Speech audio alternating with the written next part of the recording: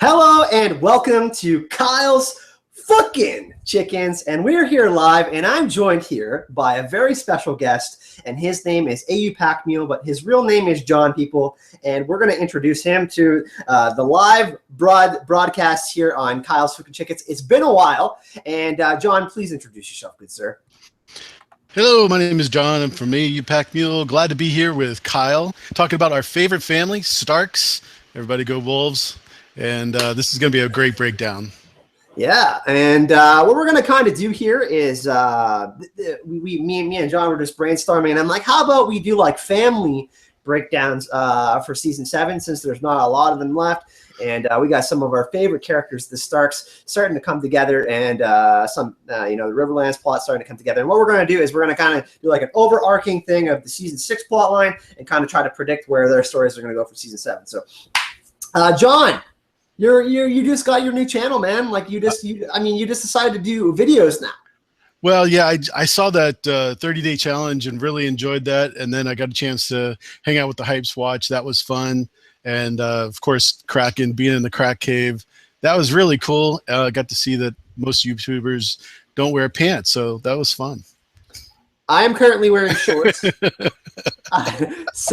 Actually, one live stream I did wear boxers, but I had a blanket, and I was trying to be as comfy as I can. Don't worry, people. There was no funny business. But let's jump into it, Jon. Let's talk about the Starks. We got a few people in the chat here, the usual suspects. Hopefully, some more people will come check us out. But for right now, Eli, Hiking with Steffi, Candy, Andre Gomez is one of my friends from one of my Facebook groups, Alan, and thank you guys for coming to join us. And what we're going to do is we're going to jump into Jon Snow. Jon Snow had a really interesting Jon.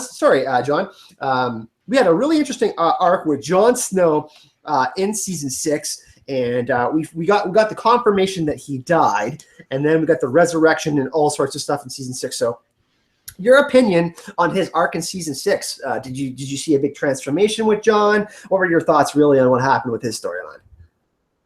So after he was stabbed, you just basically like, obviously he's going to come back. So we knew that he was going to come back. The fact that they just let us hang on for a whole episode or two was fine. But thought that he jumped to being the dead guy pretty good, where he doesn't have that responsibility of being in charge of the Night's Watch. And then when he got reunited with Sansa, that was like absolutely perfect. But even with their little struggles, it's better than when they were alive before. So I think he's on his way.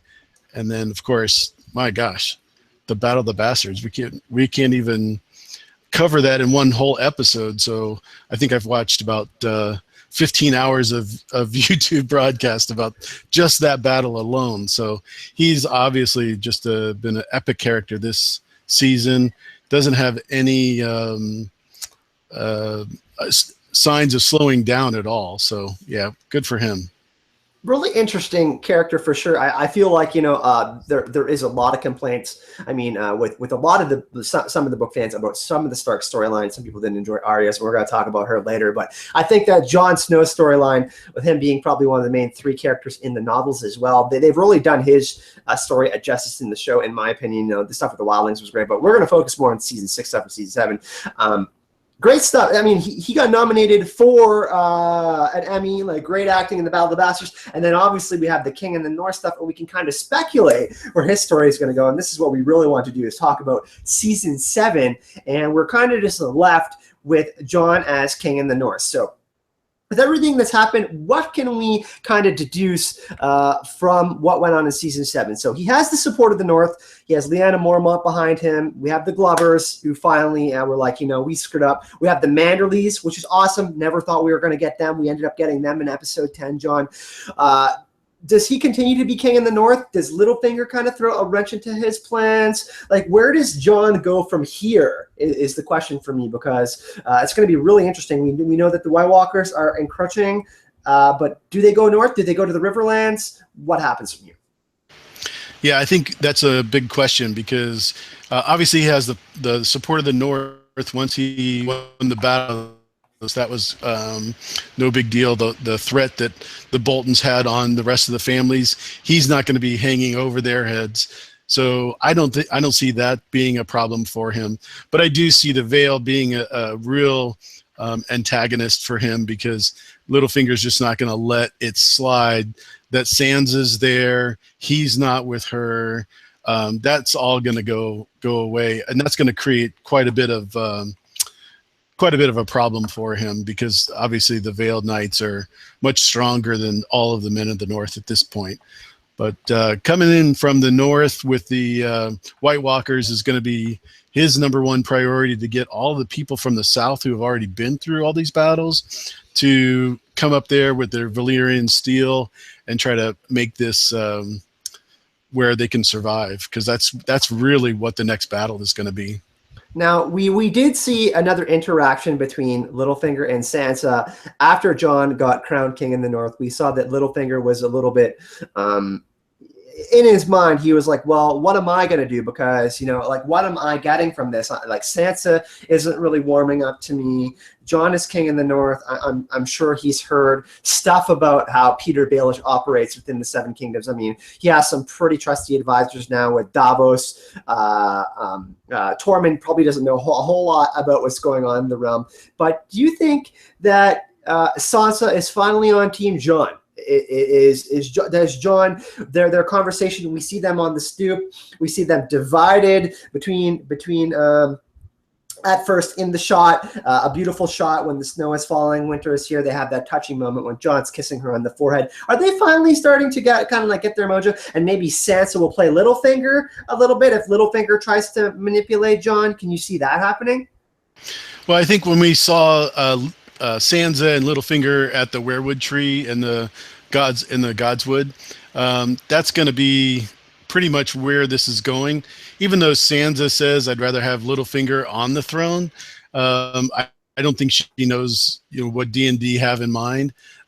Personally, I don't think that they would tell her to begin with, but yeah, that's going to be a big factor. I think Sansa and Jon are going to stay united all the way until the battle with the White Walkers and the Night's Watch. Yeah.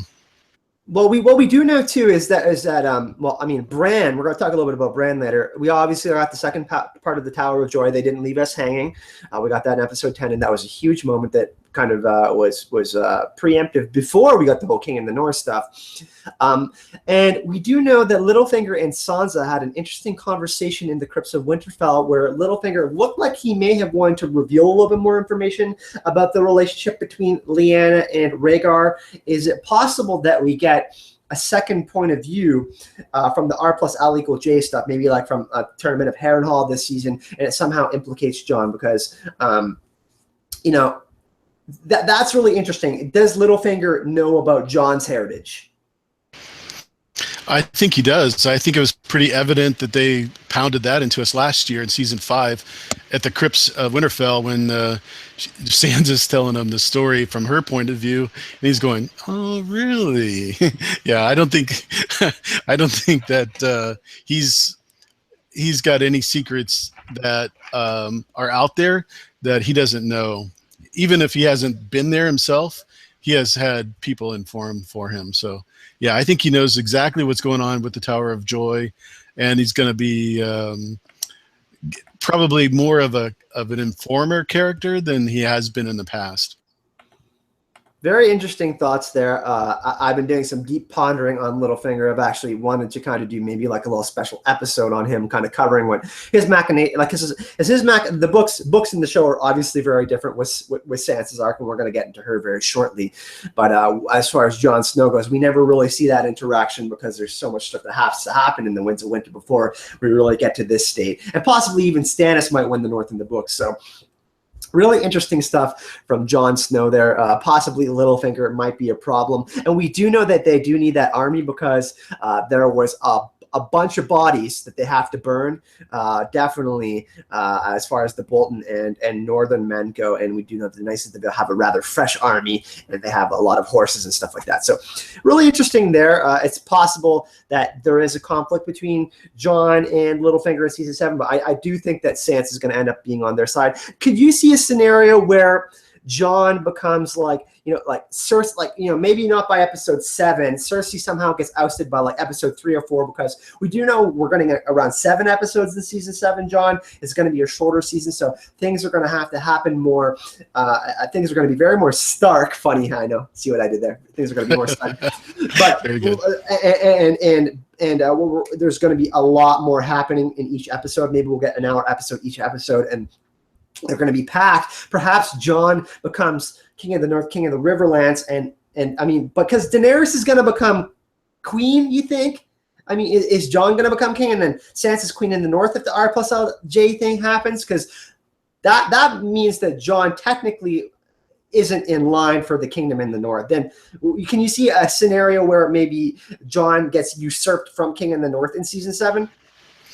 I don't think the in-line part is going to play a factor in any of the season 7, only because of what Cersei did with the Sept, Baelor. I think that's gone totally out of the window, and obviously we've seen broken chains as far as who is the heir, technically the heir. I don't think that's going to be a factor at all. Doesn't matter. And look what's happened at Highgarden. We have nobody's going to be taking care of that.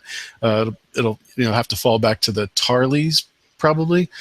So Dorne, all of that's broken. So the fact that somebody's an heir now, as far as D&D is concerned, yeah, please make sure we understand. This is Game of Thrones. This isn't this isn't a Song of Ice and Fire. So yeah, as far as from now until the end of this series, I don't think the heir part is going to be a factor.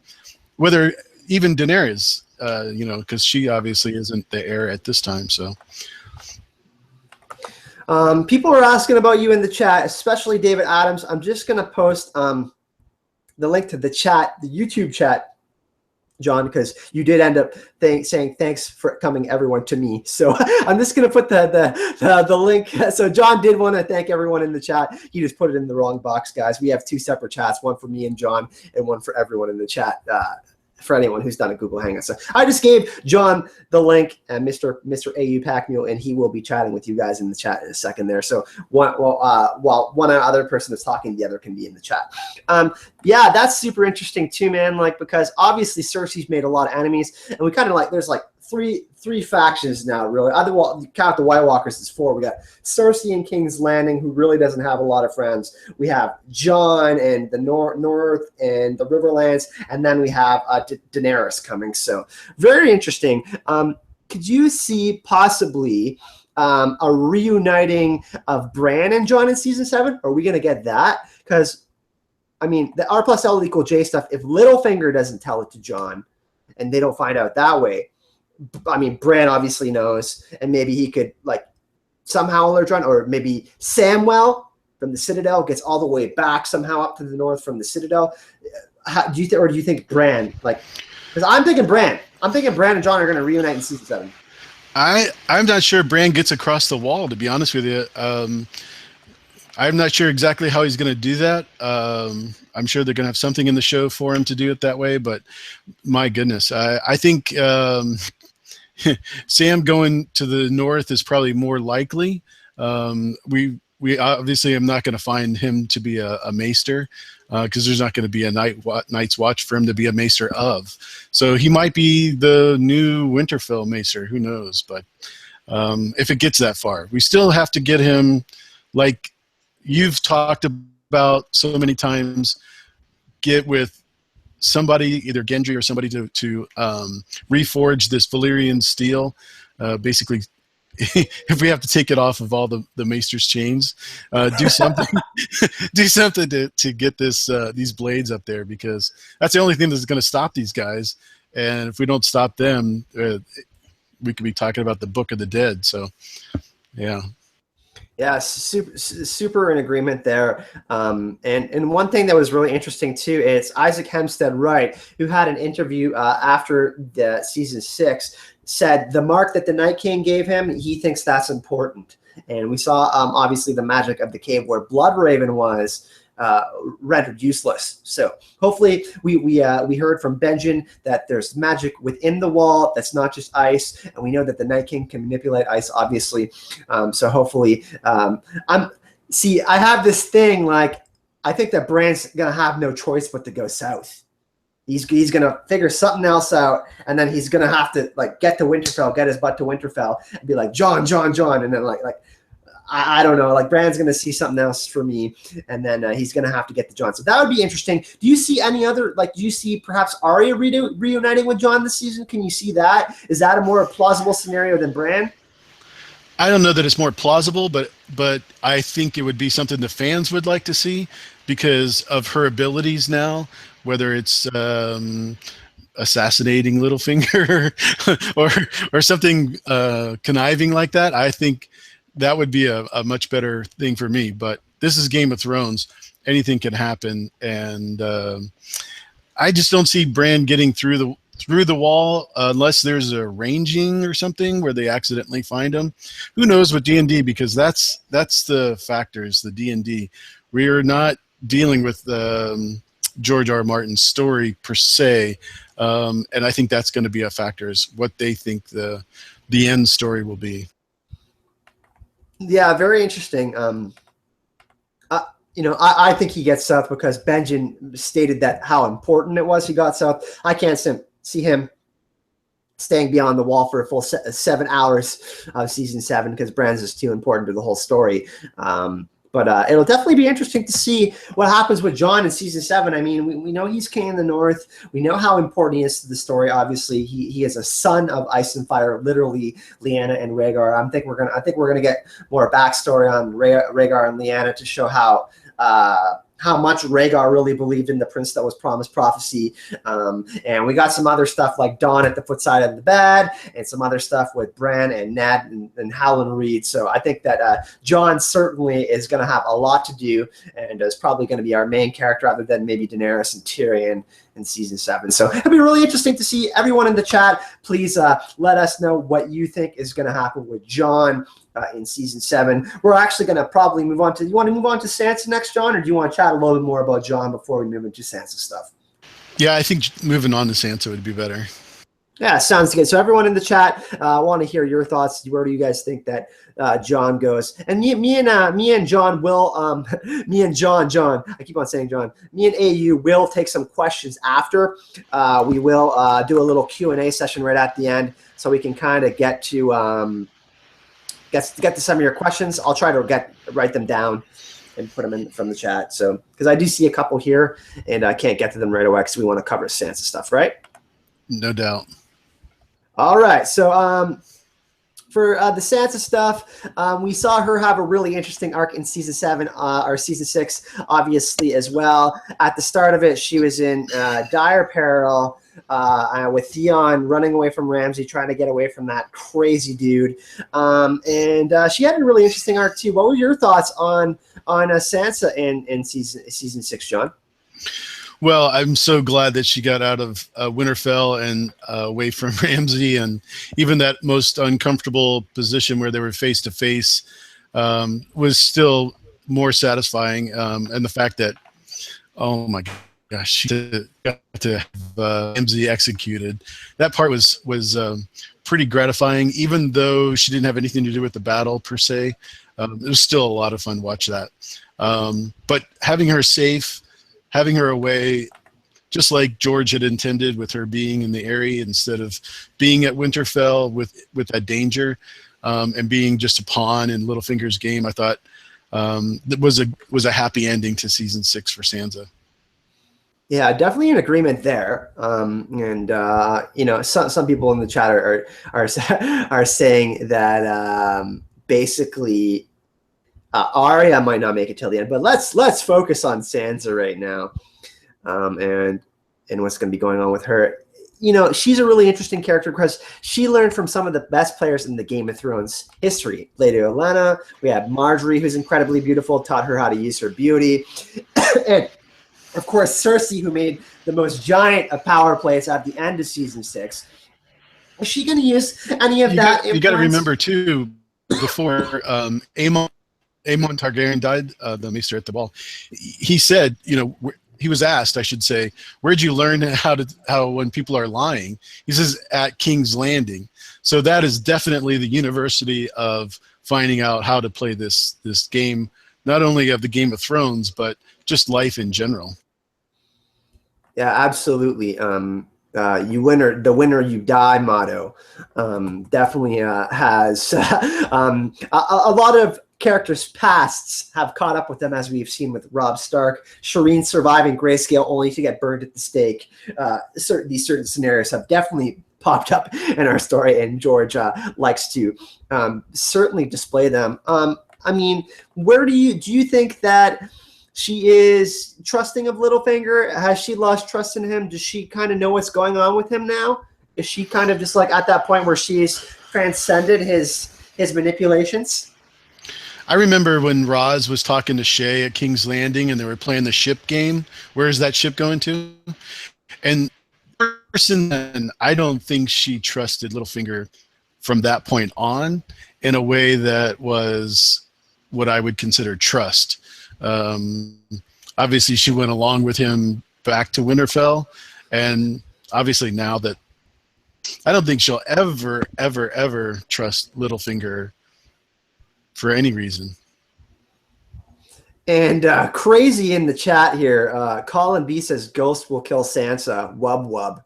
That's definitely not happening. Colin, I applaud your imagination, but Aria is not Smeagol, and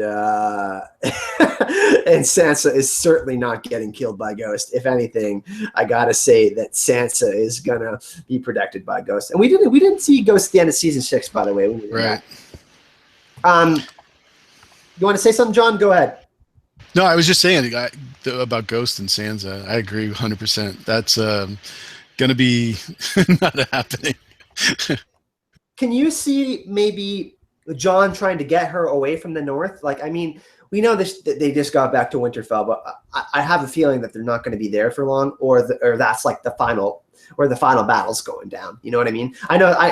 I suspect it could go all the way to Harrenhal and the Trident, like Dany dreamed of it, like she was dreaming of fighting at the Trident. I suspect that, you know, like history repeating itself, that could happen again. But do you see them see Sansa at Winterfell in season 7? Does she travel around? I think she's going to stay in Winterfell as her safe place and run it like Catelyn did when she was there. And I think that's going to be her end game. And that might have been how George intended it to be at the end after she left the Vale. So that would be my guess. And Sansa in a lot of ways is a lot like Catelyn. They're very similar characters in the way they act. And we see a little bit of Catelyn in Sansa in season 6 as well. So prediction for Sansa for you in season 7, John, where is she going? So my guess is she's going to stay in Winterfell. She's going to run Winterfell, build it up, and I think she's going to fight the temptations that Littlefinger is going to bring upon her, whether it's threatening Jon with defeat or what have you. But I think she's got to be there for the reuniting of Bran and Aria, as well as Jon, to basically make that a congruent link. So yeah, I definitely think she's going to stay there.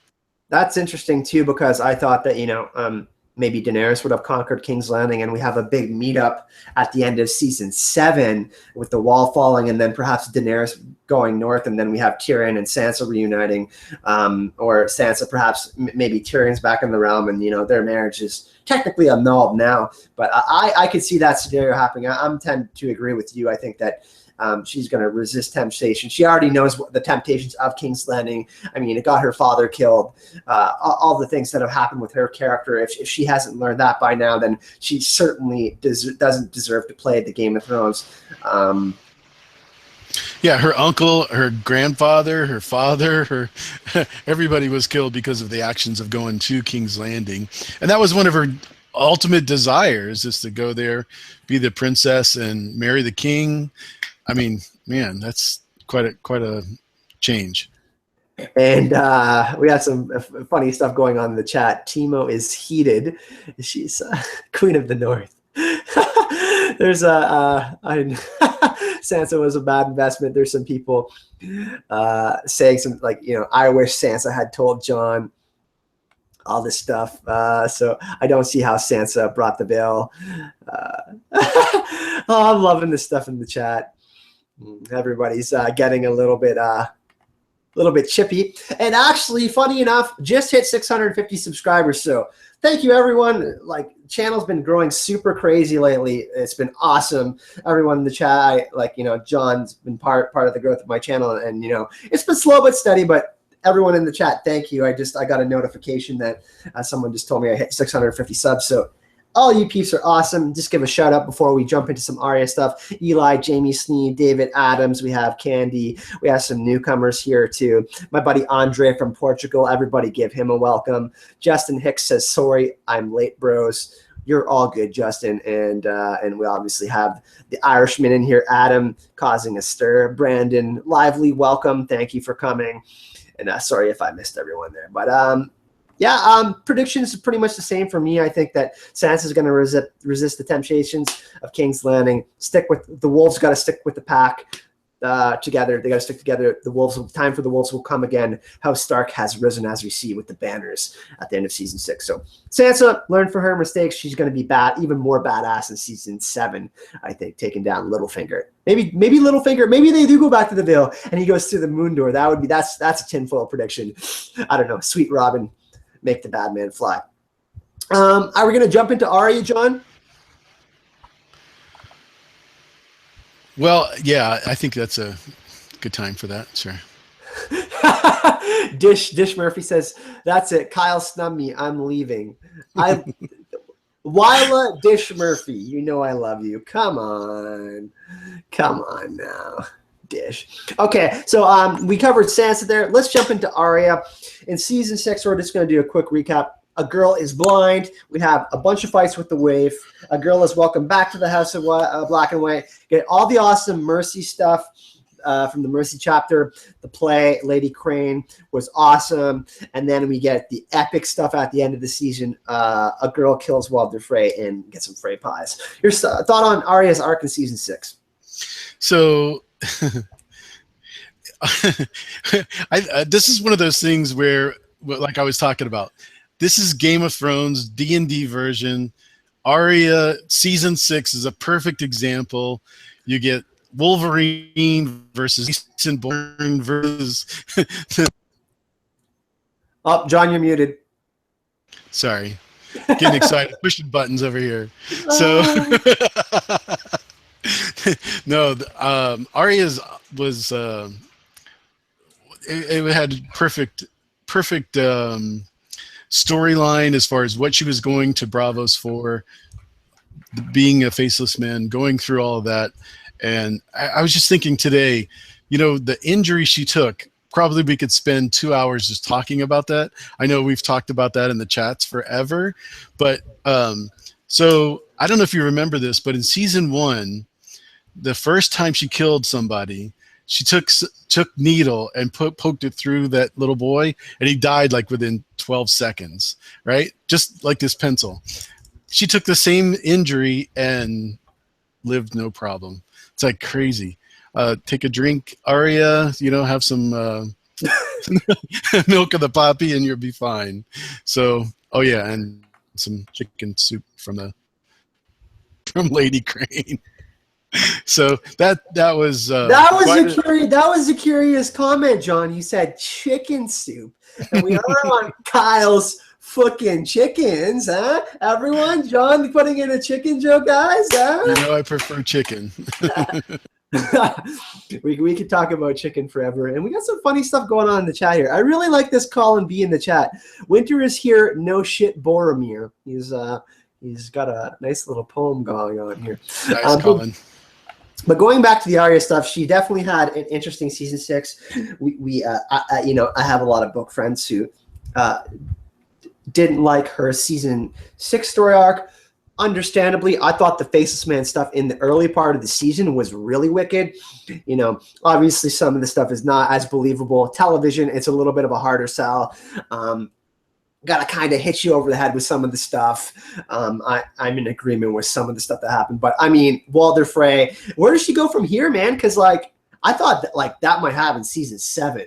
I thought we might not get that at the end of season 6. Where does she go from here? Where does Aria go? Do we get another Brotherhood Without Banners Adventures 2.0 with the Hound in season 7 with Aria? Frey Pie, just another perfect example of D&D pulling out a story from a different part of the book and giving it to us just to give it to us. And it was okay, but I mean, goodness gracious.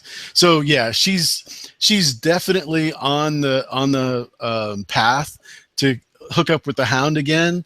Hook up with Mel again. This is my prediction anyways.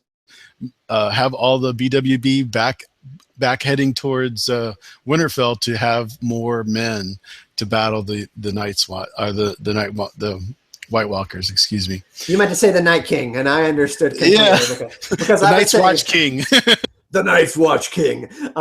Interestingly enough, I did a little Hound video the other day, and we were talking about this Aria and Melisandre meeting again, and in the show, like we said, they kind of hit you over the head with some of the stuff, but Aria saying that they will meet again, and Melisandre being banished and going south is certainly interesting. And then we have Beric Dondarrion, no Lady Stoneheart in season 6, which is another curveball from D&D that we got. I was actually pretty happy with the interaction that we got with Beric Dondarrion. That was cool with him and the Thoros of Myr kind of overarching thing that another group knows about what's coming north. So the Red Priests seem to kind of know what's going on. They're looking in the flames. They kind of have a predictive thing like the Children of the Forest and Bloodraven, like the old gods have.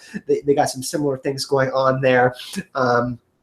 So you think Aria is gonna meet up, short? Like, does she get to King's? Does she go to King's Landing to go kill Cersei to cross some more names off her list? Because the Mountain, could she go with the Hound to King's Landing? Because we know that the Franken Mountain is going to be a giant problem for someone. Daenerys is heading to King's Landing, but Aria heading to King's Landing with the Hound, or you think that she goes north? Yeah, I think she goes north with the BWB and the Hound. I definitely think see Mel again, like you said. It was pretty much confirmed. No problem there at all. Now now we did make an interesting reference to Aria and Melisandre, and how they will meet again. Do we have a game of faces? I mean, now that Aria knows how to do this, we saw her. As soon as I saw the serving girl, I knew it was her. I had that she was listening in on Jamie. She was using the Faceless Man techniques, listening in, being very intent, monitoring the situation, studying the targets, and then obviously her target wasn't Jaime Lannister and Bronn, but was Walder Frey. Could you see a different scenario in the Riverlands where Aria and possibly the Northmen are conquering the Riverlands, and that's how Aria meets up with the North? Again, like the North, Jon gets Littlefinger's army. Arya's still in the Riverlands with the Brotherhood Without Banners, and that's how they meet. They meet in the Riverlands. I don't think Jon's going to ever be in control of the Knights of the Vale. I think that's going to continue to be Littlefinger, and that's one of the things that I think is going to create a lot of tension between Sansa and Jon, is the temptation of Littlefinger attempting to kill Jon. That's my prediction there. But as far as Arya is concerned, since we're talking about her playing the game of faces with Mel, I think is going to be the issue, because when you saw that interaction with her in the cave, or at the cave, I should say, with the Brotherhood Without Banners, she was saying, your eyes, I can tell, you have all of these deaths in your eyes, and we are going to meet again. That's what's going to happen. So, yeah. Very interesting indeed. she did said she would set three open and close 3 sets of eyes. Maybe that means she's going to wear 3 sets of faces. She's going to kill 3 people off her list. The sets of eyes are certainly interesting. Maren Trant could have the brown eyes. We know that Cersei has green eyes like wildfire. It's mentioned in the books a zillion times. That could be something that happens. You know, there's some really good. I had a tinfoil theory that in season 6 that Arya would make it all the way to King's Landing and Tommen would be dead and she'd steal his face and then gank Cersei. Obviously, that didn't happen. That was a really bad prediction on my part, like the Lady Stoneheart, and I ate a sock because of that. We know that didn't go very well. And I wanted to go back to some, and what I wanted to reference was, John, question. We didn't get a lot of direwolves in season 6. Season 7, do we get Nymeria reuniting Arya now that she's in the Riverlands and her Wolfpack? Yeah, I think that's exactly why she's there, and that's why she did that hyperlink in season 6. Definitely go right back to where she left off with Nymeria and reunite, and that would be the best thing that could happen to the Starks in a long time, because we don't really get the connection between their direwolves and themselves in a way that benefits not only them but the family. And I think that's what we're really missing. Jon Snow, we've saw a little bit of it with Ghost, but these are the rest of the Starks. And I think when Ned talks to Arya at King's Landing in season 1, you know, the Wolfpack stays together and we've got to watch out for each other. And I think that's what's going to happen with Nymeria. John, we actually have the appearance of Tormund Giantsbane in the chat. Can you believe this? That's awesome. We have a Tormund Giantsbane in the chat, everyone. Oh, let's give him a warm. Let's give Tormund a warm welcome. Boy Wanda is also here again too. So prediction, final prediction for season 7 for Arya Stark for you, Mr. John AU Packmule. You're muted. He's excited. Season 7 prediction for Aria. I can't. It's hard to put in such a small amount of words because I could go on forever. Because I think what's going to happen is, and this is me trying to think like D&D, which is really hard. But I think what's going to happen is she's just going to go in, kill people just like she did in the end of season 6 with her fake faces, and be the assassin until they get to the White Walkers. Yeah. You mentioned Arya possibly killing Littlefinger earlier. I just wanted to shout out one of my friends, Raise the Alba, who is another great YouTuber, a good friend of mine. He's on the Amino app. He's on YouTube, and he actually has a really cool video, guys, if you want to go check it out, about Arya and Littlefinger in season 7 and how because remember how Sansa says that there was an interesting when Sansa says no one can protect me when she's getting all mad and stuff like that. Arya technically kind of did become no one. She kind of is. She's changing faces, so maybe that short little sentence there that was said from Arya, that no one can protect me, maybe truly Arya, who has become no one in a sense, even though she is still Arya Stark, will protect Sansa in season 7. So that could be something cool, guys. Reyes has a really cool video on that. If you go over to his channel, go check it out. And he actually, by the way, everyone in the chat, me and him will be doing a collaboration very soon. We've had some preliminary discussions, so some cool stuff going on. And I want to give a shout out to Ray. He's just a great dude. He does great videos. But go check out his video. And my final prediction for Arya, I think we're going to get a short-lived reunion.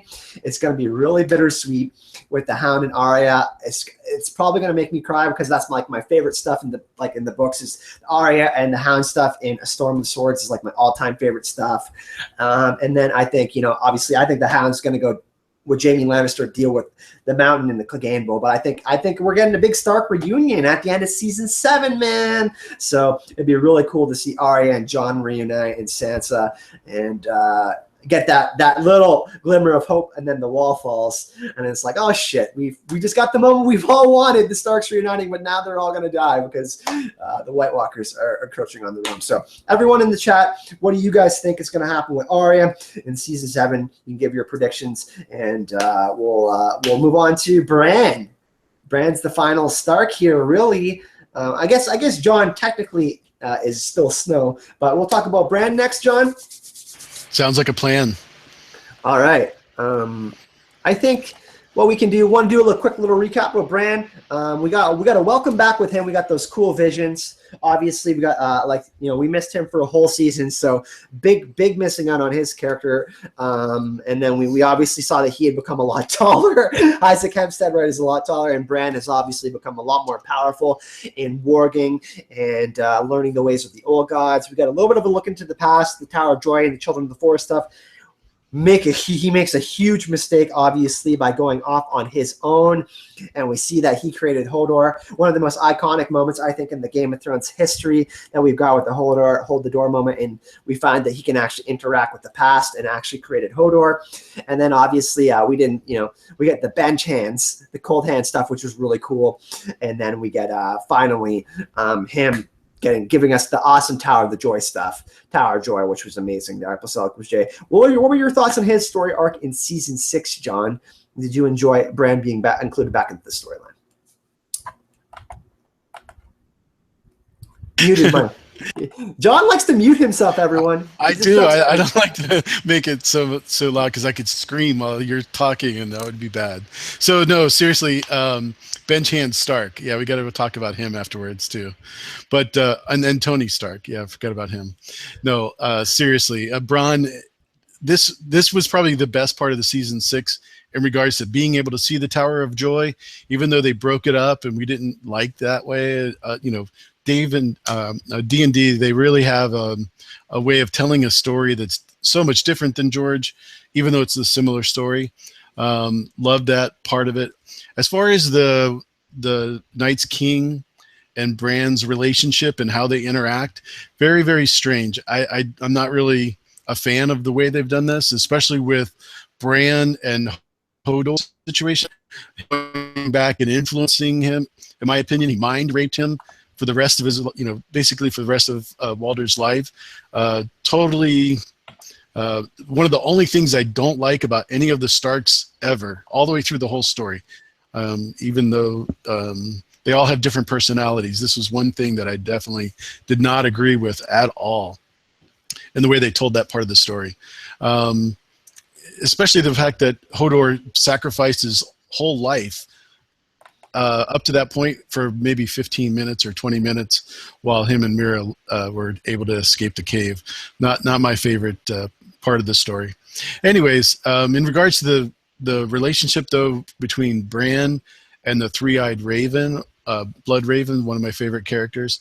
So I really think that they missed the boat in regards to the Yoda training. I was looking for a lot more of the Jedi stuff that was going to happen.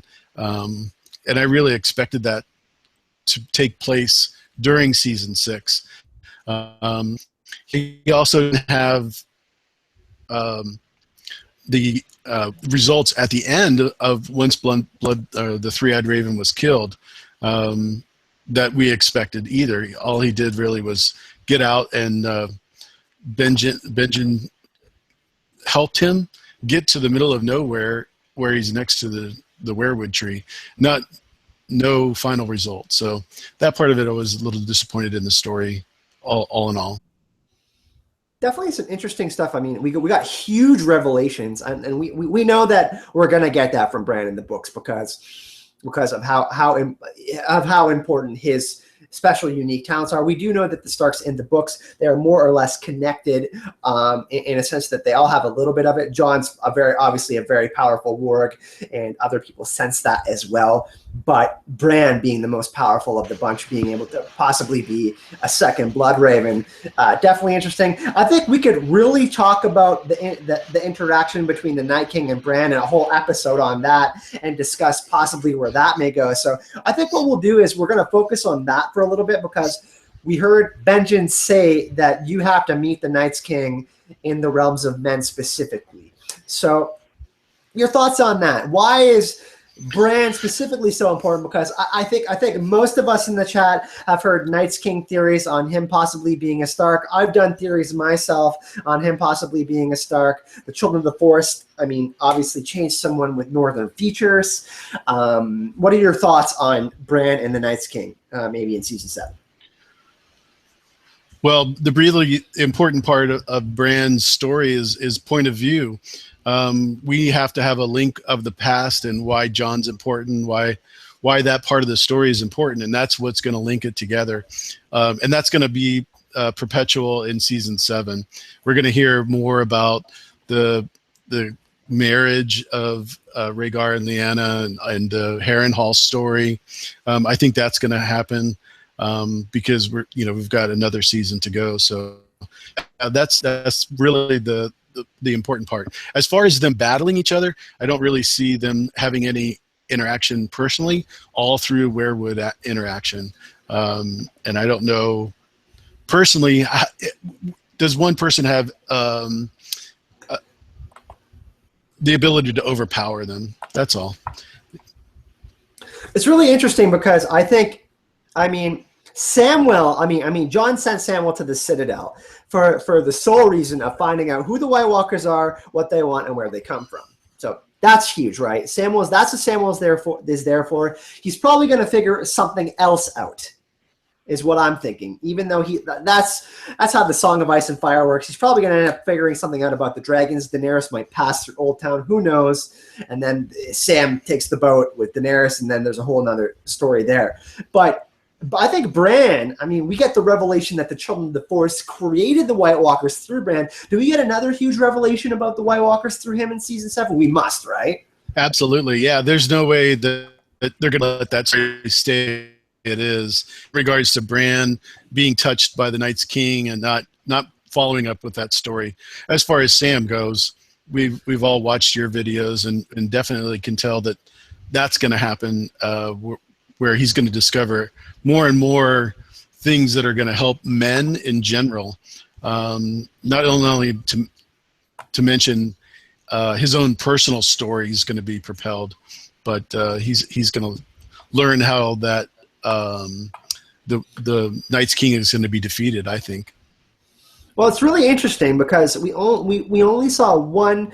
Well, technically they changed Benjen with Dragonglass to his heart, but they stopped the process because he was already dying, right? So technically, we don't know how the whole process works because they say Benjen, the Dragonglass of the Heart with Benjen was maybe different than the Night's King because they just straight up, he was alive and trapped on the Weirwood tree. That was a straight up ceremony, Weirwood tree. Something's different there specifically. So perhaps because they survived the Long Night. Remember this. We hear the story about the Dawn Age and the Azor Ahai and stuff like that and the Last Hero, but the White Walkers are still around. So they never got fully defeated, right? So Valyrian Steel, we know Sam has Heartsbane. We know Jon has Valyrian Steel, Longclaw. We know Bran is at the Tower of Joy, and we see Dawn. So maybe Bran knows a little bit about Dawn and finds out about Valyrian Steel, and Sam is not necessarily the one to figure that out. And maybe Bran finds out that Ned took the sword with him. It's in Lyanna's crypt or something like that.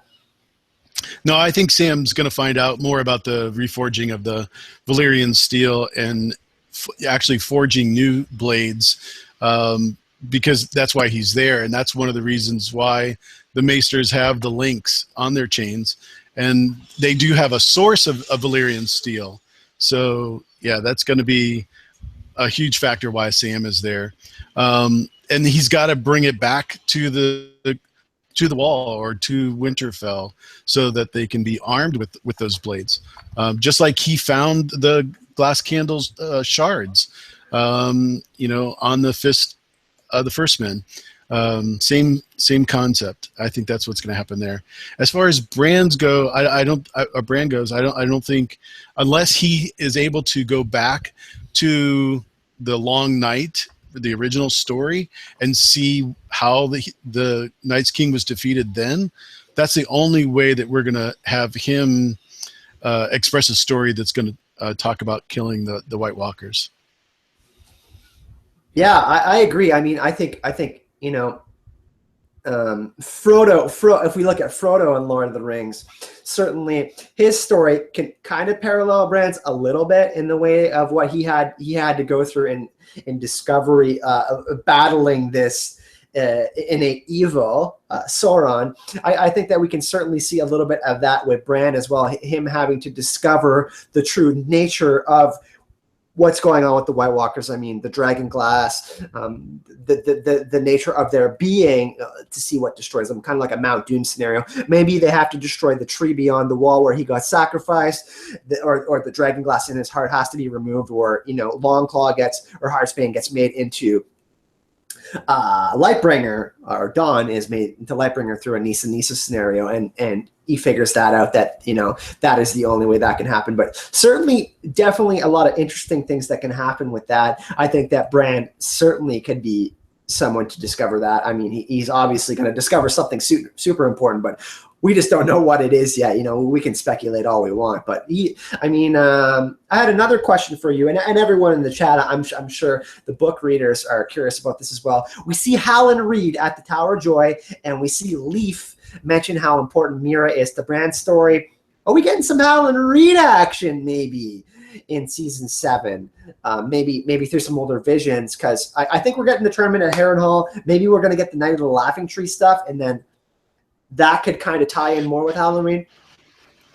Yeah, I think that's the introduction of Hallen Reed at Harrenhal is probably going to be the best way to bring the character in and continue the story in current time with Mira, because he was there. He was one of the causes of the Night of the Laughing Tree, and why that person was just so important to the story.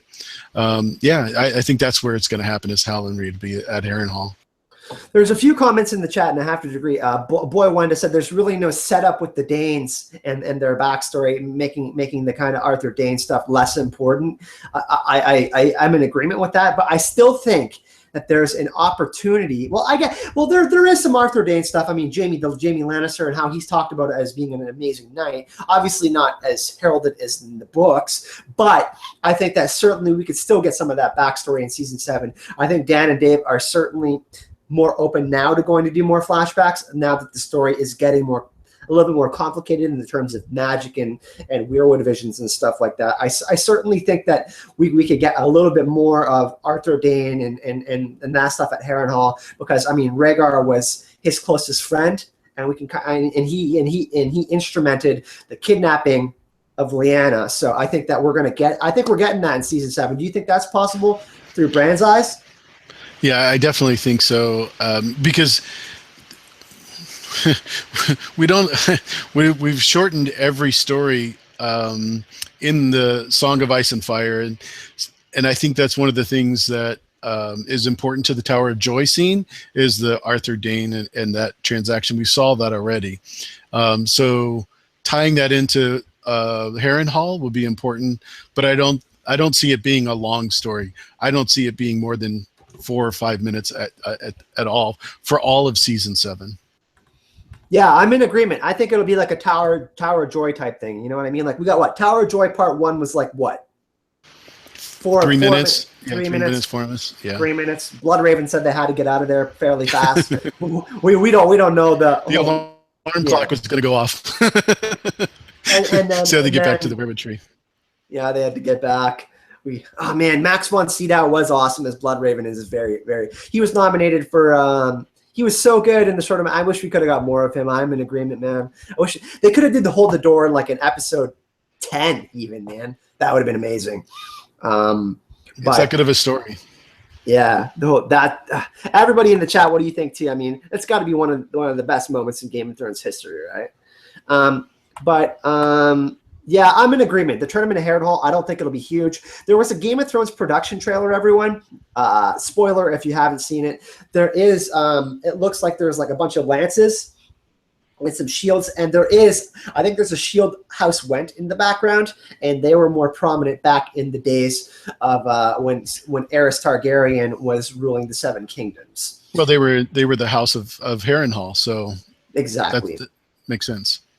Yeah, exactly. And House Went, the Tullys married in with the Wents. Sansa's like grandfather or so like on her side, they're tied in with the Wentz. So it'll be really interesting to see, because I love all the lore stuff. I love all the stuff about the Targaryen kings. And if we can get even more world building in season 7, I definitely think we're getting it through the eyes of Bran. We're definitely going to go back to the Long Night stuff. But if we can get some Tournament of Harrenhal stuff with Howland and Reed, that would be cool. Fame, what's up? Vol, I see you. What's going on? Mark Klaskowski, Klasikowski, sorry for butchering that. I see Spots is in the chat now. Biotic. We got a bunch of people in here. I think we got like 20 people now. We had around 12 to 13 to begin with, so we got a good chat tonight. And, everybody's enjoying their summer. It's been all the all-stars. Yeah, all the all-stars. Everybody's doing their thing. Do we have more to cover on Bran? Like we talked about Howland Reed and Harrenhal. We talked about the Night's King. I think we've talked about Bran probably the most. R+L=J stuff. I guess what we can do is since we kind of made a prediction that the Starks are going to make it back to Winterfell, you said you don't see him going beyond the wall back to Winterfell. So where do you see? Right. I think he's going to stay in the north. Yeah, I think what's going to happen is he'll find a place like the cave where Gret and John were at, or something like that, and it'll be a way for them to find some other people and bring them back to Winterfell, maybe. But other than that, I think he'll stay in the north. And by the way, there is that really cool story in the books. It's more elaborated upon when Ygritte and John are talking about it. But there is a cave system, and it's believed that there was a bunch of cave systems that travel almost to Winterfell and stuff like that. So maybe we could get something really cool like that. And in the books, there's a lot of theories out there. There's some really great people like Radio or Westeros that have hypothesized that there might be a dragon egg with Bloodraven in the books. That's a little bit different though. Dark Sister, stuff like that. I don't know if we're necessarily going to get that because they've already moved on from the cave. But I agree. But I personally think that Bran's going to be the one. I mean, Littlefinger could certainly be the one to pop it and be like, yo, John, you're Rhaegar and Lyanna's son, just before getting executed or something like that, like being discovered after he's done all this scheming from Harrenhal. I actually think that Bran could be the one to out him from some weirwood visions and see some of the stuff that was going down with Littlefinger. Tinfoil theory, he could be part of the reason why Littlefinger isn't relevant anymore. And Littlefinger will, I think, try to make himself relevant because of the R+L=J stuff. I mean, he does have an army, he does have a lot of money and stuff, but I think that his treachery will obviously be unbecoming at some point for him. Do you think that's a possibility that Bran gets back to Winterfell? I know you did predict that he's going to stay beyond the wall, but if he does, how does that work with all of the Starks? That's a great question, because he's got to have a way of communicating with the rest of the family. And we saw in this last season where he was able to communicate with Ned, and he's also able to communicate in the books with Theon at the Godswood. So I don't think that just because he's physically in the north is going to change the way he's able to communicate with them. Not at all. But I do think that he'll be able to give them the information, whether it's through Mira, whether it's through a Raven, Could be like a Theon. They could take like the stuff from Theon and the Ghost of Winterfell stuff when he's hearing stuff in the Weirwood tree, and they could do it like someone would like John, and he's like, oh. Well, you got to remember too, Bloodraven communicated with Bran in his dreams at Winterfell, and although that wasn't really explained in the show very well, it still could happen with Bran, and because of his family connection, much stronger tie than Bloodraven had with him. I think that's a possibility as well. That's what I would think would happen, is communicating either through his dreams or through the Weirwood. Very interesting indeed. You did say you wanted to talk about Benjen Stark. Hashtag Benjans. Well, yes.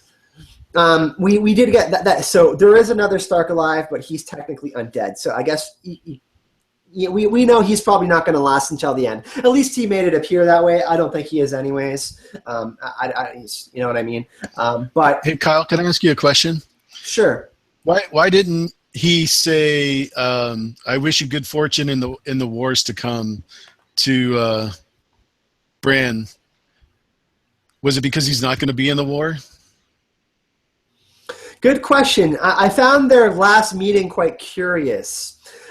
He was obviously their first meeting when he's doing the whole rabbit's blood thing and when he saves them. Like it's almost like he's emotionless. He's not like the same Benjen we've had before. He's like a thrall essentially, and we know that the three-eyed raven had an interaction with him and got the children of the forest to save him. The last meeting, however, his personality seemed different, right? So what do you think? I want to hear from you first. So I think he's not going. I think he knows Bronn's not going to be in the wars to come. That's one of the reasons why he's going to be in the north. So he's not going to be affected by that. But yeah, he's definitely not Benjen Stark that we know from the books or from the past TV series. He did act a little bit like he did when he was talking to Tyrion versus the other Night's Watch, and a little bit to like when he was talking to Jon, like almost like I don't really want to know you kind of thing. But yeah, strange dude, definitely, and the fact that he's undead, really weird. Well, what's crazy too is that. Okay, so Benjen talks about the magic at the wall. We mentioned that earlier, and we know that's right. Super important. Where does he go from here? Because we know the Night's Watch men, like he was a Night's Watch brother. He was first ranger when he went missing. Does he return to the Night's Watch? And like, are they freaked out by that? Because they saw Jon get resurrected, and they pretty much know what's going on after Hardhome. So they know what the fuck is up. Pardon my language. Oops. Well, they know what the fuck is up. But you're talking about the Night's King. No, I'm talking about Benjen getting back to the Night's Watch, and maybe because I think the wall's falling down in season 7. It has to, 100%. He's not going back to the Night's Watch because he would have taken Bran there, and Bran would have been able to, travel safely back to Winterfell. So he's not going to the Night's Watch. He has nothing to do with the Night's Watch from now on. He's under somebody else's control. Wow. So you think that Benjen could maybe the Night's King? You think that's a possibility? I think the chances are more likely that he's under the Night's King influence than he is Benjen Stark, first Ranger of the Night's Watch, and whatever other titles you want to give him. That would be really interesting because he did say the Night's Walker, the White Walkers, the others, stabbed him in the gut and just left him there, which is very curious. They know he's of Stark lineage, which is obviously very important. We know that in the books, that's Cold Hands helps Bran a little bit earlier, and there's theories that Blood Raven is more trying to necromance. Not use necromancy, but start the conflict essentially instead of being more of like a Yoda figure to Bran in the show. He's more of a neutral state for the Planetos, as far as like the Planetos goes, not just like the realms of men. You know what I mean? Because the children of the forest were obviously very much affected by all of that. So. Right. Definitely interesting, though. I don't know what's going to happen with Benjen. That's like a super interesting one. Like I said, I am going to be. Me and Jon were talking earlier, and I am going to be doing a video about my Samwell and the Citadel series, Part 5 tomorrow. I'm going to be talking about the Long Night and the Pact and stuff. Any final thoughts, really, on Bran's storyline before we get into some questions from the chat? No, I'm pretty happy with what we've discussed so far, and I think that. Yeah, we've covered it pretty well. Yeah, for sure. And I see Spots here says, what am I, Timo? Chop liver? I see Spots. Come on, brother. You're not chop liver. We love you. Not a chance. Hiking, we can read a few comments here. Eli, I think D&D wouldn't use Dragonglass if it didn't have any affiliation with the creation of the others. So I'm thinking Dragonglass was something else. Bloody Sacrifice properly. Fame says Benjen is being controlled by the breast of a White Walker number 3. I can't blame him. That's really interesting, Fame.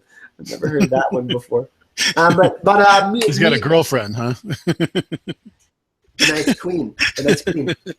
And Dish Murphy, is the Dragonglass still in Benjen's chest? If yes, does it offer him protection? Okay, this is a good one.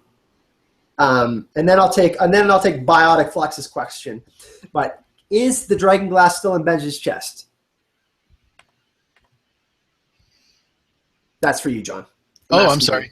Yeah, so the question is Dragonglass still in Benjen's chest? Yes. Of course, otherwise he'd be dead. Yeah, I mean, he is undead. So that pretty much answers my question, Dish. I think he stated it himself. The Dragonglass is keeping him in a state of like purgatory, essentially. I haven't seen a troll in a while. Thanks. It's been about 2 weeks. Yes, Moji, there hasn't been a troll in the chat, essentially, but I've been getting trolled on the channel, unfortunately. We're not going to talk about that a whole lot, though. I just want to, say that I appreciate the attention for all the dick riding that's been going on with the same troll with me, and I know it's been still going down, and a lot of people I've been chatting with about it. I'm not going to go at it at length, but I just got to say thank you for continuing to watch my videos and giving me negative comments. You inspire me to keep on going. So, and like I said, today we hit 650 subs, 37 subs today, so trolls, they don't matter. Thumbs down, you're still watching my videos. Right, John? That's right, man. That's awesome.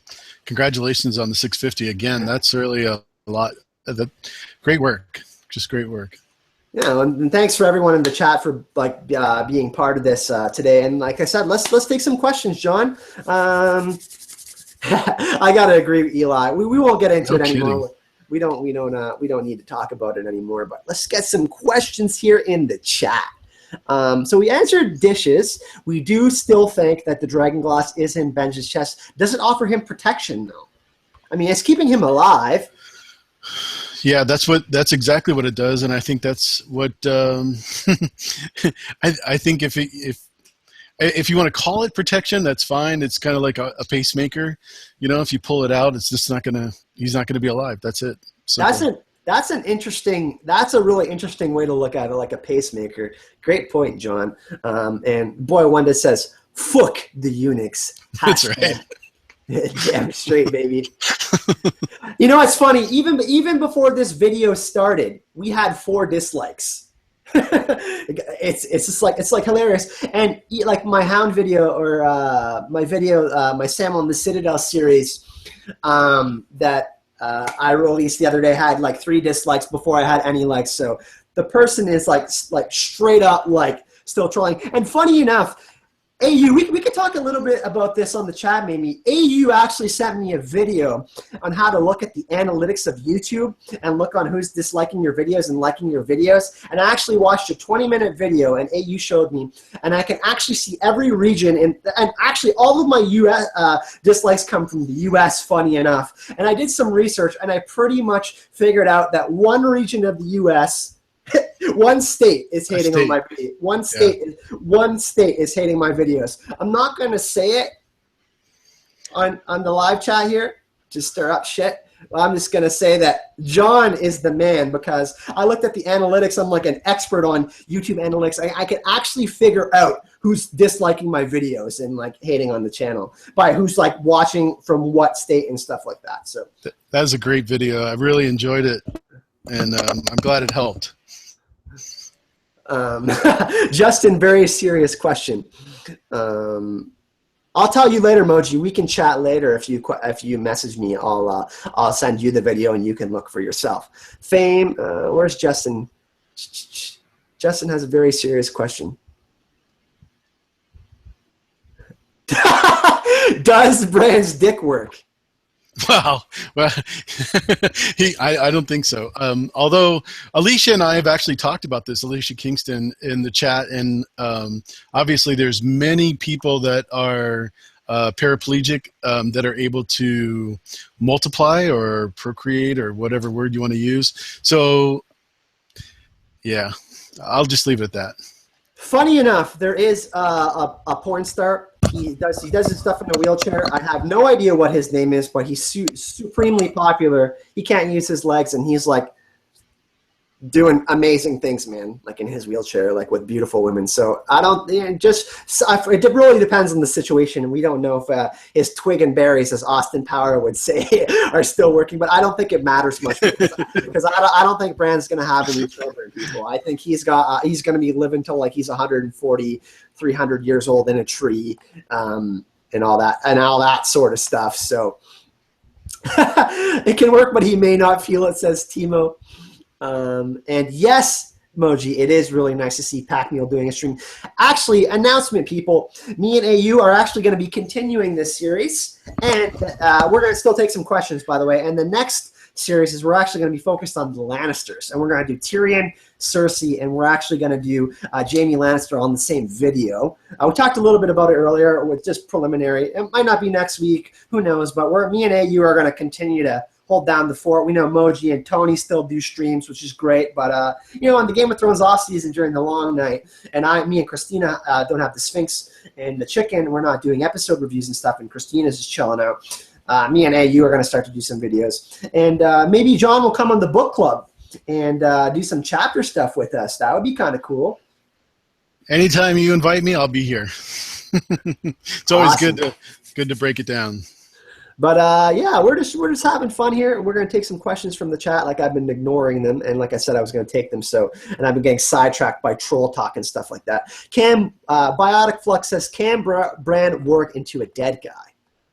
And I have interesting thoughts on this because I think the Night's King is technically like Benjen, undead, and that's why he can connect with reanimated corpses, and that's why it's technically necromancy, like you said, John. I think that's what the Night's King is doing. He's like a green seer in a sense, but like...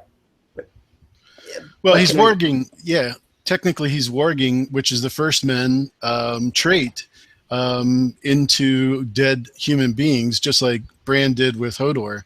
Only Hodor was alive. That was the only difference. Yeah, very much. I think Bran's still alive, so that's important, right? It's important that we look at that Bran's still alive and he can still do that.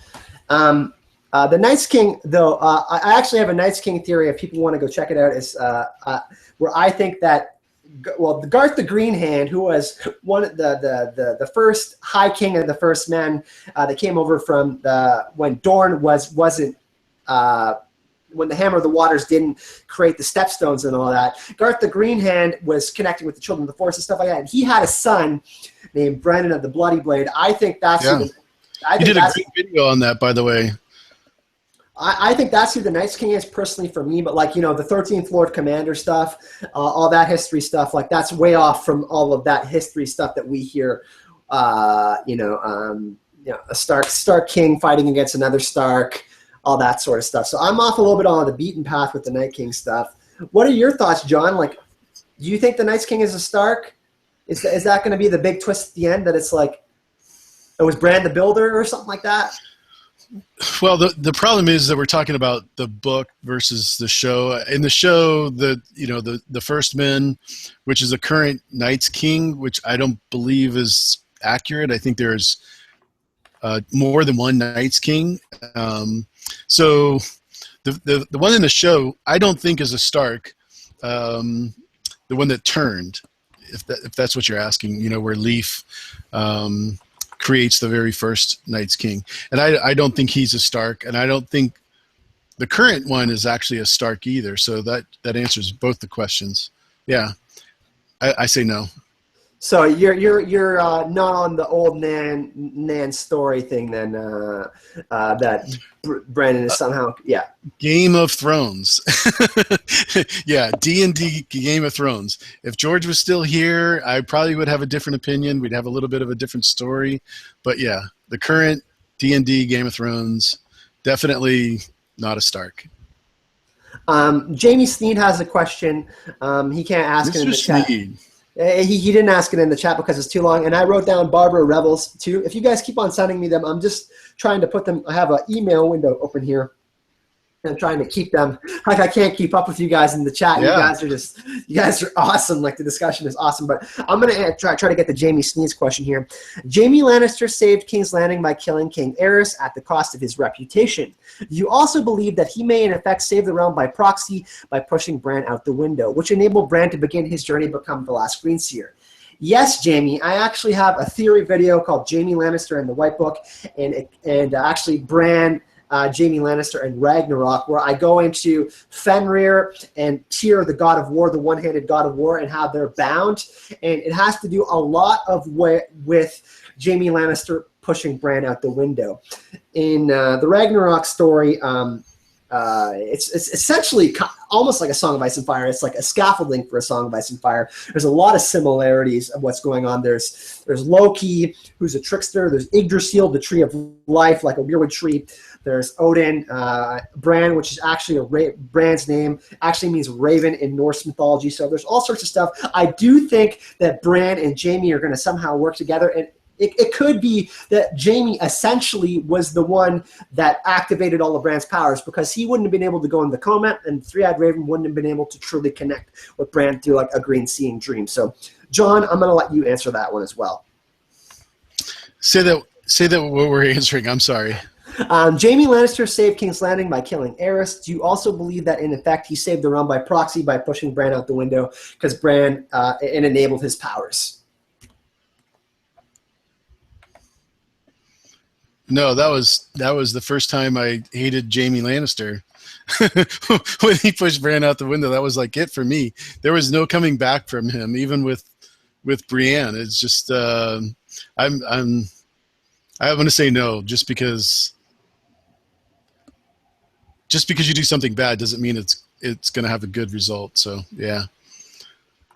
I personally believe that I have this tinfoil theory that, the White Walkers can make it all the way to King's Landing, and part of the vision that Bran interpreted, even though he saw Cersei, he saw the future. He saw Cersei doing her shit in King's Landing, right?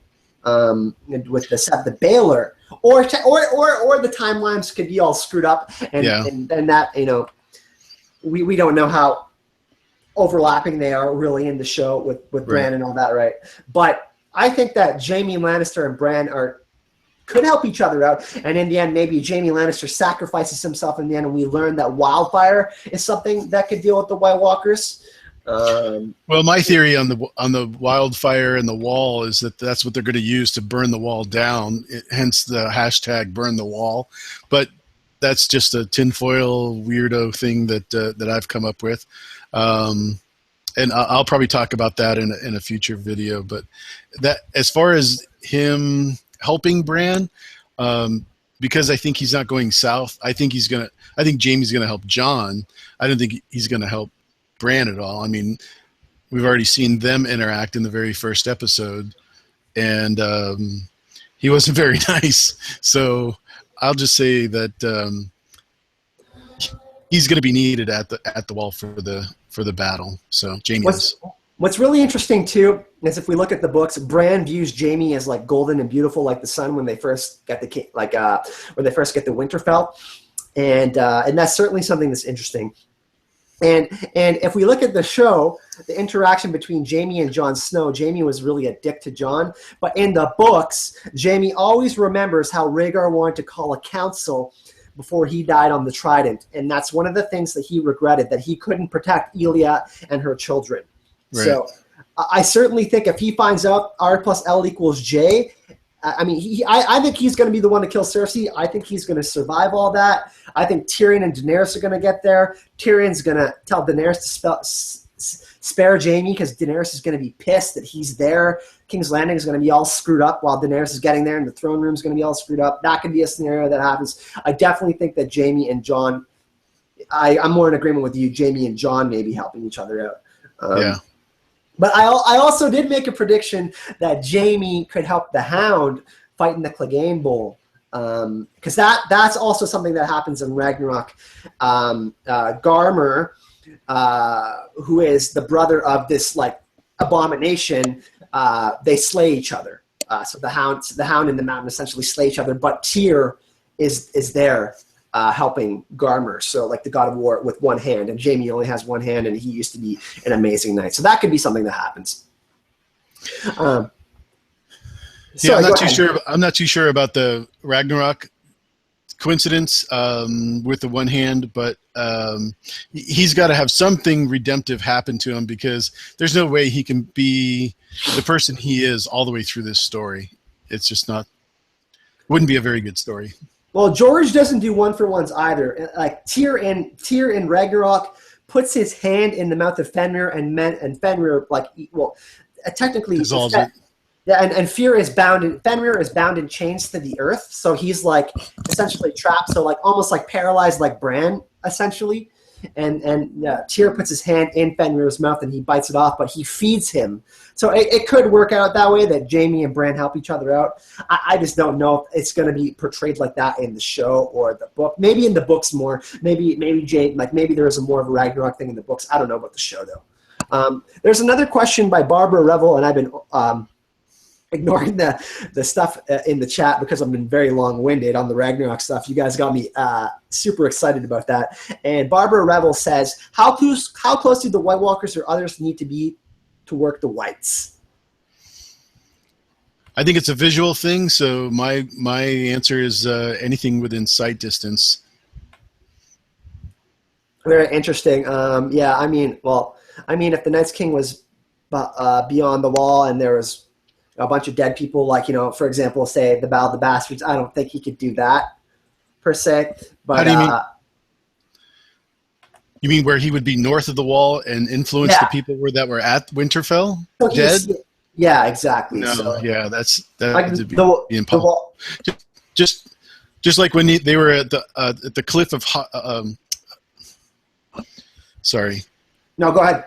Hardhome, when they were on the cliff at Hardhome, and he was able to see them, then he could influence them to even recoup at the bottom of the hill. But he had to go down to them where Jon was before he could influence all of them that were dead, including the dead Night's Watchmen. He had a storm come with him. He probably already had those whites with him already, right? Because they were outside of Hardhome, and then the massacre at Hardhome happened, and then whites within Hardhome, like those kids and stuff like that. Oh my God, Creepazoid Factory 7727. I don't know what I was saying there. I just had a brain fart. What the hell? That's okay. That? We were talking about the visual, or the distance that the Night's King can reanimate the whites. Yeah, but anyways, yeah, I have no idea, but I'm kind of in agreement with John here that general vicinity. Yeah, I think I don't. Vicinity. That limits it down to a kingdom or two. Guys, I don't know what's going on here. I'm having a little bit of a brain problem. We're going to take 2 more questions, and then we're going to head off. Kyle's back is a little bit achy. I try to keep these things around to an hour and 20 minutes, and we're going to get a little bit more from AU, Mr. John here. And we have another question here from Barbara Revel. It says, so when Jon killed the one at the Lord Commander's chamber room, the whites were at Castle Black. Yeah, so what exactly did she mean by that? So what happened with the scenario with the whites at Castle Black? Can we explain that? Say the question again. I'm sorry. I'm not. Remember how the whites were about to kill Lord Commander Jaron Mormont? No. Or was it Lord Commander? In the Lord Commander's chamber, the white, when Jon kills him with the white. The lamp. Yeah, okay. And David, just read the question again. I'm sorry. So basically. Here, 1 second. I'm going to read it again. Sorry, people. So when Jon killed the one at the Lord Commander's chamber, yeah. Sorry, Barbara. It's like. So she's saying, how is it the white could reanimate in the Castle Black? I think so. Yeah. And the Night's King is on the other side. Mm-hmm. That's a great question. Yeah, because it's only the 2 that get pulled through. Yeah, I don't know about that. I'm not a savant. I can't answer every question. Essentially, Barbara says yes. Okay, it looks like we're answering her question. Good. Good. We're gonna take. No, sorry. Go ahead, John. No, I was gonna say that I'm glad we answered the question, but I honestly don't know. Maybe we'll find out in the Winds of Winter. TWow's coming out. Be here tomorrow, right? Yeah. Yeah. We have another question from David Adams here. Will Bran see Littlefinger's betrayal of Ned?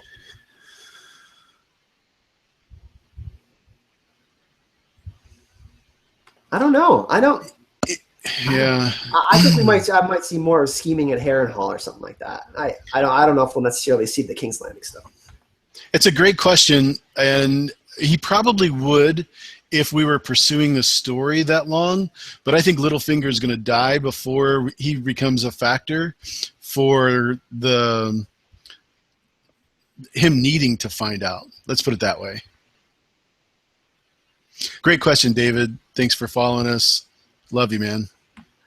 And there's a few people. Eli, thank you, and thanks for the question, David. And we're going to take one last question here, and it's from Justin Hicks. I'm trying to scroll up here. Could Aria find Nymeria and take her to King's Landing and have her kill Cersei with the help of the Hound? That would be epic. That would be epic. I can't really see that happening, but I would love to. It's a bit of a stretch, but it's a fun idea. You know what's really interesting is Biotic Flux just had an interesting comment. The Hound will spill the beans on Littlefinger. That's interesting because he knows about his treachery, and Aria knows more about his treachery, I guess. They can maybe put more 2 and 2 together of all the stuff. And the Valyrian banhammer comes down from IC Spots in the chat. Rhodes Vilobos. I didn't even see what happened there. Thanks, guys. The chat's watch keeping it down. Nice. But any really final thoughts on the Starks before we head out here, John? No, I think we did a great job with covering the Starks. Thank you again for having me on. It's been a lot of fun, and thanks so much for everybody in the chat because I love you guys. Love being in the chat when I'm there, so thanks for following along. And I'm actually getting the link to AU Packmule's channel in the chat here. And you guys know the drill. If you don't like, comment, or subscribe, I'm going to have to eat every fucking chicken in this place. But thank you, everyone, for coming, guys. I put the link to AU. He did a really cool Game of Thrones 30-day challenge on his channel. He's going to be doing some of his own stuff, too. But AU will be coming on the channel. And in the next episode, me and AU are actually going to be doing the Lannisters. Tyrion, Cersei, and Jamie Lannister. We're going to kind of do like a season 7 focus like we did. Talk a little bit about their character arcs in season 6, and then we'll kind of speculate where we think stuff can go in season 7. And maybe we'll have another special guest, John. I don't know. I mean, maybe we can have maybe we can get Christina out of retirement. Maybe we can get Lady Iron underneath it. Maybe we can get someone else to join us next time and have an even more epic discussion. That would be awesome. Yeah, I'm looking forward to it. And yeah, thanks again, guys, for everybody in the chat. Loved it. And I didn't do the video just for everybody to subscribe, but it was really nice to have the response that I did. Looking forward to doing some other interesting outside of the get it out in the open and do some videos. So share with you some interesting thoughts that way too. Funny little story before we go. I was chatting with John for about 15 minutes before we went on air, and I was like, John, you have like this West Coast, Seattle, California radio voice vibe going on. So John knows it. He's confident. He's got the swag. He's got the Seattle Seahawks polo on. Come on, you know what I'm saying. And everyone in the chat, thank you for joining us tonight. And hope maybe we'll do this next week, John. We can do the Lannister one next week, I think. Yeah, that's awesome. That's one of the reasons why I started doing this, is so we could give everybody opportunity to talk about Game of Thrones during the long night, as they say. Yeah, so anytime, any place, any venue, I'll be glad to talk Game of Thrones. And, of course, everyone salute House Stark. We are House Stark loyalists. Thank you for joining our Season 7 Focus, episode number 1, The Starks. Next week, you guys can join us. I think maybe we'll do it again at the same time. We'll do it on a Wednesday if John isn't busy, and we'll do the Lannisters. And that one will be a little bit more interesting because everybody's so separated, except for Jamie and Cersei, and Tyrion's kind of in another spot, so we can kind of try to discuss them. But thank you, everyone in the chat. Thank you, John, for joining us this evening. And remember, if you don't like, comment, or subscribe, I'm going to have to eat every fucking chicken in this place. Peace out, everyone.